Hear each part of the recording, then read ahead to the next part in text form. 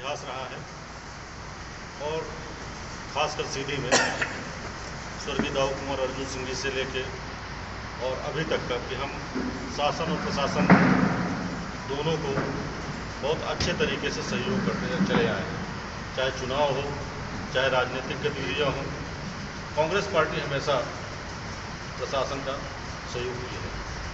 जिस तरह से यह घटनाक्रम हुआ, हमारे कांग्रेस पार्टी के प्रवक्ता सुरेश्वर सिंह जी ने बड़े विस्तार से आप सबको बताया।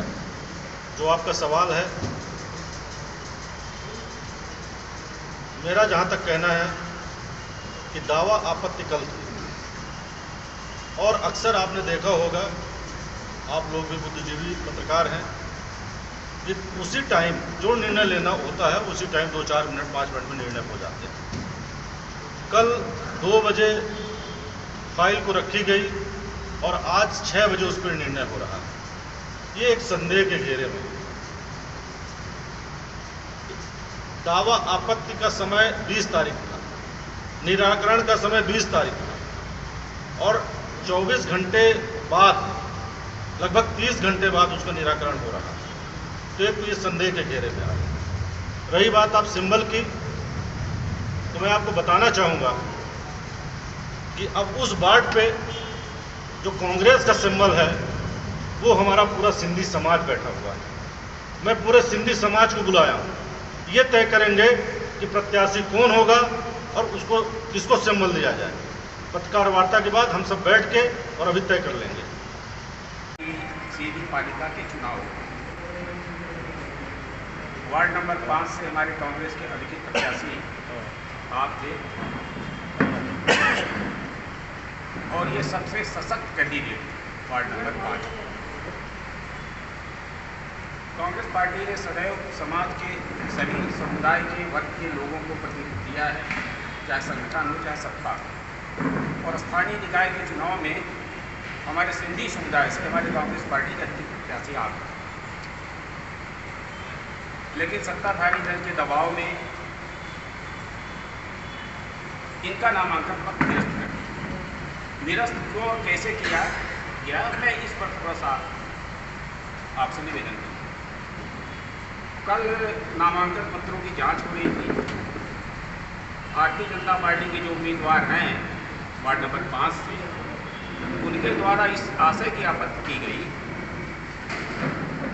कि इनका कांग्रेस कैंडिडेट का ठेका काम नगर पालिका के भीतर चल रहा है।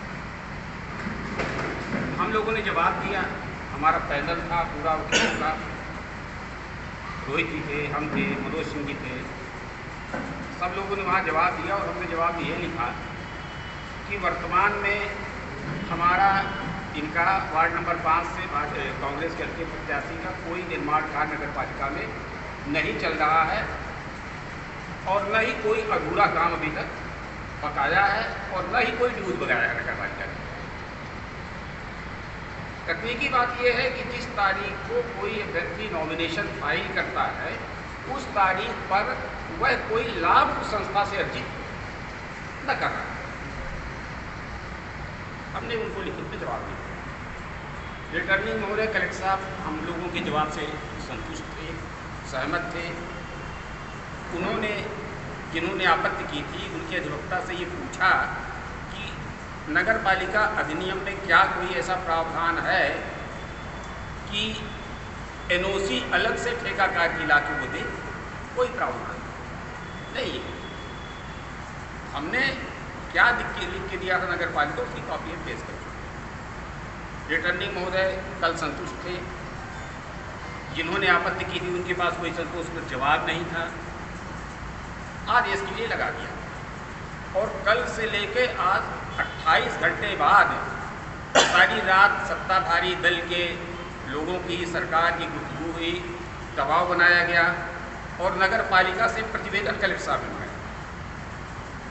प्रतिवेदन में ये बिंदु था कि क्या इनका कोई निर्माण कार्य नगर पालिका में चल रहा है या कोई अधूरा निर्माण कार्य बकाया है। नगर पालिका ने विधिवत आज प्रतिवेदन कल दे दिया कि इनका कोई निर्माण कार्य अधूरा नहीं है, कोई निर्माण कार्य बकाया नहीं है और न ही नया कोई इनका निर्माण कार्य चल रहा है न ही इनके ऊपर कोई लेन देन नगर पालिका का बकाया।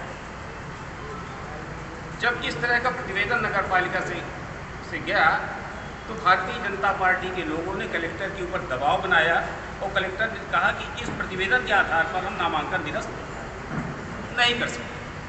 तो फिर दूसरा प्रतिवेदन मंगाया और दबाव बनाया गया नगर पालिका के ऊपर कि इस तरह का इसमें प्रतिवेदन में लिखो। तो उसमें क्या लिखा गया है? उसमें लिखा गया है कि कुछ राशि बकाया है। अब राशि बकाया दो तरह की होती है, एक लेना होता है और एक देना। तो बकाया क्या है? आप सभी जानते हैं कि निर्माण कार्यों का एग्रीमेंट होता है और उसमें अर्नेस्ट मनी जमा होती है जो 2 साल बाद मिलती है। वो किसका पैसा है? ठेकेदार का जो काम करता है, वो नगर पालिका का पैसा नहीं है।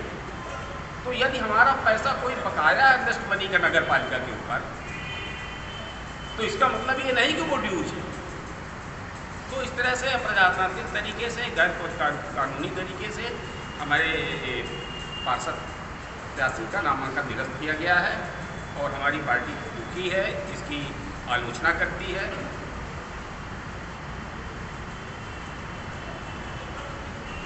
इस तरह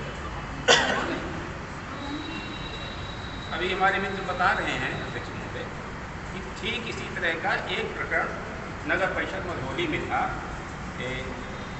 लोकेश सिंह, ठीक ऐसा ही प्रकरण था, लेकिन वहाँ के रिटर्निंग ऑफिसर ने उनका नामांकन पत्र निरस्त नहीं किया क्योंकि वहाँ कोई सरकार का दबाव नहीं। ये उसकी बुनियादी चीज़ें हैं। बाकी ब्रीफ हमारे अध्यक्ष महोदय हैं, हमारे प्रत्याशी, वो आपको करेंगे। नगर पालिका अन्याय हुआ है जो सबके सामने साफ है। ये भाजपा की सत्ताधारी पार्टी के दबाव से कलेक्टर साहब का आदेश गलत है, जो हमारे फेवर में नहीं है। जनता बहुत समझदार है और इस चीज़ का फ़ायदा हमें हमारे 24 के 24 वार्डों में मिलेगा और हम 24 के 24 वार्ड अब जीत के लाएंगे और जनता हमारे साथ है। अब इसका जवाब, इस झूठ का जवाब जनता अपने सच से देगी। उम्मीदवार चयन के लिए कांग्रेस पार्टी ने अधिकृत किया था, जिसमें मैंने शहर के सबसे अपने युवा साथी को यहाँ का उम्मीदवार बनाया था, जिनका जीतना 101% सही था। 24 वार्डों में सबसे सशक्त प्रत्याशी यही था और इसलिए भाजपा के नेतागण इसके पीछे बढ़ के इसका पर्चा निरस्त कराने में अपनी पूरी ताकत लगा दिए। अब जनता इसका जवाब किस तरह से देती है, ये आने वाला वक्त